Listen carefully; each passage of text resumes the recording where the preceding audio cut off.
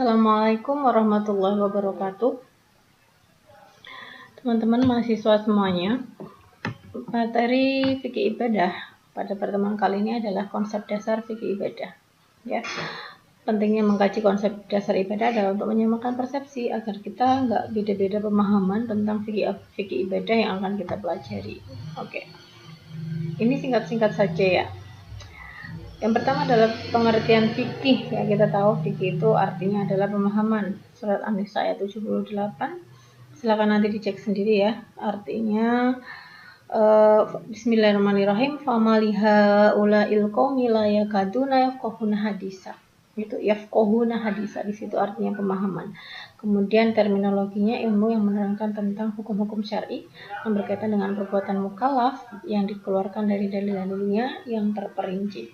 Mukallaf itu kita orang yang sudah dikenakan beban hukum gitu ya. Kemudian ruang lingkup fikih, kita tahu ada fikih ibadah, munakahat tentang pernikahan, mawaris tentang waris, muamalah, siasah tentang tata negara, jinayah tentang hukum pidana Islam gitu ya. Kemudian tentang ibadah, secara etimologi itu bermakna taat, tunduk, hina, dan juga pengabdian. Kalau menurut pendapat ulama ini adalah masih sangat luas ya, apa yang kita kerjakan dan untuk mendapatkan pahala dan ridha Allah. Sehingga kalau ibadah itu dalam konsep pengertian umum adalah semua perbuatan yang dilakukan oleh umat Islam. Yang enggak Islam itu tidak bisa disebut ibadah. Yang halal artinya tidak bertentangan dengan larangan Allah, kemudian diniatkan untuk beribadah. Itu adalah makna dari ibadah. Kemudian ibadah dalam makna khusus, yaitu perbuatan ibadah yang dilaksanakan dengan cara-cara yang sudah ditetapkan oleh Allah. Misalnya adalah thaharah, sholat, zakat, puasa, dan seterusnya. Ini semua ketentuannya sudah ditetapkan oleh Allah dan Rasulnya. Kemudian maka batasan dari fikih ibadah mata kuliah ini adalah ilmu yang menerangkan tentang dasar-dasar hukum syar'i, khususnya dalam ibadah yang khusus, thaharah, sholat, zakat, puasa, haji, kurban, akikah, dan seterusnya. Dan semuanya itu ditujukan sebagai rasa bentuk tunduk kita dan pengharapan kepada Allah Subhanahu wa Ta'ala untuk mencapai ridho Allah Subhanahu wa Ta'ala. Jadi pembahasan kita nanti ruang lingkup fikih ibadahnya mencakup thaharah, sholat, zakat, puasa, haji, dan juga kurban dan akikah. Namun sebelumnya nanti akan ada penjelasan tentang fikih darah wanita, di mana fikih darah wanita ini juga penting sebagai pengantar dari fikih ibadah. Yang pemahaman tentang fikih darah wanita ini juga akan menentukan ibadah-ibadah kita selanjutnya. Kalau nggak paham tentang fikih darah wanita, bisa jadi nanti kita akan ribet bagaimana sih ini kalau darahnya begini itu bagaimana, apakah sudah suci atau belum, dan seterusnya. Dan ini bukan hanya untuk perempuan, tapi laki-laki pun juga harus paham fikih ibadah. Kenapa? Karena jenengan laki-laki akan menjadi imam bagi keluarga dan punya kewajiban menjaga diri dan keluarga dari api neraka, gitu ya, clear ya. Oke, kemudian dasar dari ibadah. Kenapa kita diperintahkan untuk ibadah? Dasarnya sudah jelas, Al-Zariyat ayat 56 dan Al-Bayyinah ayat 5, bahwa Allah itu menciptakan kita manusia, itu tujuan penciptaannya adalah untuk beribadah. Itu saja. Kemudian maka kita paham hakikat dari ibadah. Ibadah merupakan tujuan hidup kita. Kemudian melaksanakan yang Allah cintai dan ridhoi dengan ketundukan dan kerendahan hati kepada Allah. Kemudian melaksanakan perintah Allah dan meninggalkan larangannya. Ini semua sudah merupakan hakikat dari ibadah itu sendiri. Kemudian cinta kepada Allah melebihi takut kita kepada Allah. Jadi kita takut kepada Allah, kita juga cinta kepada Allah, tapi posisi cinta kita itu harus di atas, jauh melebihi rasa takut kita. Kita takut kepada Allah, tapi bukan berarti kita kemudian takut jauh, menjauhi Allah, tidak. Tapi takut, tapi justru malah mendekat, karena kita cinta kepada Allah. Misalnya, saya cinta pada suami saya, gitu kan. Misalnya, saya cinta pada suami saya, tapi saya juga ada rasa takut sama dia. Saya takut kalau beliau nanti marah. Saya takut kalau beliau nanti nggak suka sama saya. Saya takut kalau dia pergi dan seterusnya. Saya takut kalau dia nanti nggak sehat. Saya takut kalau misalnya dia dalam kondisi yang nggak nyaman. Gitu. Jadi ada rasa takut, tapi juga ada cinta. Tapi cinta itu jauh melebihi ketakutan kita. Nah, begitu juga dengan cinta kita kepada Allah. Kemudian macam-macam ibadah. Saya kira ini sudah banyak yang tahu ya tentang macam-macam ibadah. Ada ibadah mahdhah, kemudian ghairu mahdhah, jasmani, rohani, amaliyah, dan seterusnya. Kemudian ada ibadah fardhi, ijtimai. Kalau dilihat dari segi bentuknya itu ada ibadah qauli, ada ibadah yang dirinci perkataan perbuatannya itu apa, ada juga yang tidak ditentukan pelaksanaannya. Ada juga ibadah yang dalam bentuk tidak ngapa-ngapain tapi menahan, itu juga ada. Kemudian ibadah mahdhah itu apa? Ibadah mahdhah itu apa? Ibadah yang perintah dan larangannya sudah jelas disampaikan. Tidak perlu ada penambahan dan pengurangan lagi. Dan ini sudah ada dalil-dalilnya. Jadi ibadah mahdhah itu yang sudah jelas dalilnya. Kalau ibadah ghairu mahdhah itu maknanya masih luas, ibadah ghairu mahdhah. Tapi esensinya adalah harus tetap dijaga ibadahnya itu.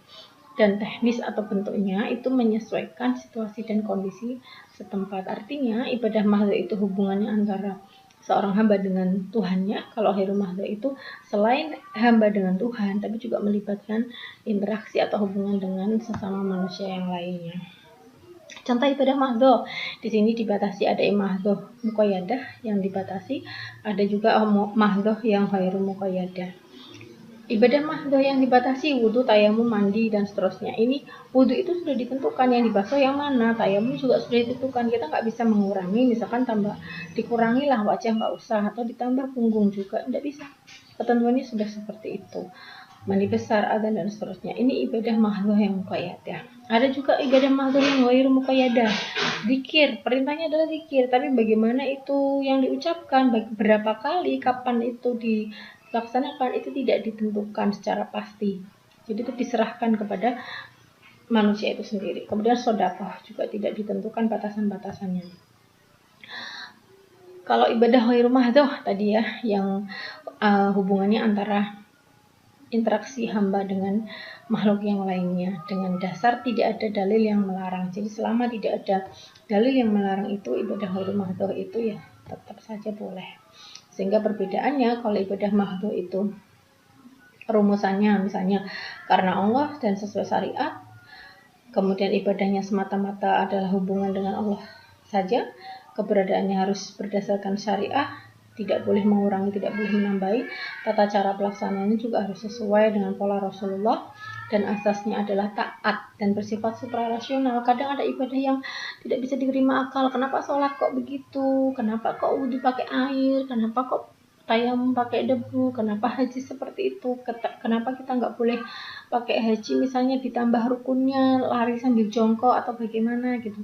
Itu ibadah mahdhah. Kadang ada yang bisa dirasio, ada yang tidak. Maka kita harus tetap percaya bahwa meskipun ada ibadah mahdhah yang belum kita rasio, belum diterima secara akal, ya kita atas dasar taat saja. Ya sudah, taat kepada Allah karena memang perintahnya seperti itu. Kemudian kalau ibadah ghairu mahdhah itu rumusan ibadahnya berbuat baik karena Allah. Selama itu adalah dalam kategori perbuatan yang baik dan dilakukan dengan karena Allah, itu sudah termasuk ibadah. Kemudian ibadah selain hubungan dengan Allah tapi juga hubungan dengan makhluk lain. Keberadaannya didasarkan atas dalil, tidak adanya dalil yang melarang. Jadi selama itu tidak ada dalil yang melarang, maka itu boleh. Tata caranya tidak harus berpola pada contoh Rasulullah. Dan asasnya adalah manfaat. Selama itu bermanfaat, membawa kemanfaatan dan rasional, bahwa itu bisa disebut sebagai ibadah, it's okay gitu. Ini beberapa contoh dari macam-macam ibadah. Kemudian kalau kita ibadah, prinsip yang harus dipegang adalah niat karena Allah. Kemudian ikhlas, tidak menggunakan perantara. Artinya kalau kita sholat, ya yang sholat kita sendiri. Saya sholat sendiri. Saya membaca Al-Quran, ya saya baca Al-Quran sendiri. Saya puasa, ya saya puasa sendiri, yang melakukan saya sendiri. Dilakukan sesuai dengan tuntunan Al-Quran dan hadis. Kemudian seimbang antara dunia dan akhirat, tidak boleh hanya melulu untuk akhirat saja atau dunia saja, tapi dua-duanya harus seimbang, tidak berlebih-lebihan, dan juga mudah. Ibadah ini adalah mudah, tapi tidak boleh kita meremehkan, dan ibadah ini adalah ringan, tapi juga jangan terlalu dianggap ringan. Syarat diterimanya ibadah, ikhlas, kemudian sesuai syariat, meninggalkan riya, tidak suka pamer ya, bermuraqabah. Artinya ketika kita ibadah itu kita selalu yakin bahwa kita itu ada yang melihat Allah, kita merasa dekat kepada Allah.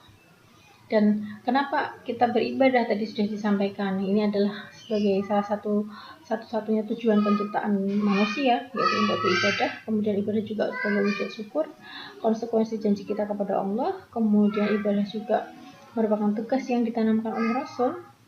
Allah juga satu-satunya tempat yang layak untuk disembah. Dan yang terakhir adalah adanya azab di akhirat untuk orang yang tidak mau beribadah. Sehingga fungsi dari ibadah adalah mewujudkan hubungan antara hamba dengan Tuhan, mendidik mental dan menjadikan manusia ingat akan kewajibannya, melatih diri untuk berdisiplin. Nah, saya kira itu terkait dengan penjelasan konsep dasar fikih ibadah. Semoga membawa manfaat dan menambah keilmuan kita semua. Kurang lebihnya mohon maaf. Assalamualaikum warahmatullahi wabarakatuh.